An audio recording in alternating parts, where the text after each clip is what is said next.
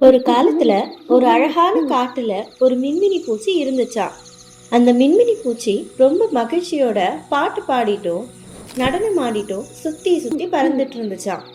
அப்போ தூரத்துல இருந்து ஒரு காகம் மின்மினி பூச்சிய பார்த்துட்டு இருந்துச்சாம். காகம் தனக்குள்ள ஒரு விஷயத்த நினைச்சு பார்த்துச்சாம்.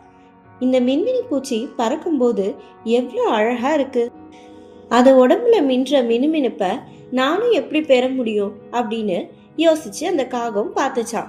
உடனே அந்த காகம் மின்மினி பூச்சி கிட்ட போய், நீ மட்டும் எப்படி இவ்வளவு அழகா மின்ற அப்படின்னு கேட்டுச்சான். அப்புறம் நீ என்ன சாப்பிட்ற மின்மினி பூச்சி அப்படின்னு கேட்டுச்சான். அதுக்கு மின்மினி பூச்சி என்ன சொல்லுச்சுன்னா, நான் பூக்கள்ல இருந்து வர்ற மகரந்தத்தையும் தேனையும் மட்டும்தான் சாப்பிட்றேன் அப்படின்னு சொல்லிச்சான். அடுத்த நாள்ல இருந்து காகமும் பூக்கள் கிட்ட இருந்து வர மகரந்தத்தையும் தேனையும் மட்டுமே சாப்பிட ஆரம்பிச்சுச்சான். பறக்கும்போது தனக்கும் மினுமினுப்பு கிடைக்கும் அப்படின்ற நம்பிக்கையில அது சாப்பிட்டுக்கிட்டே இருந்துச்சான்.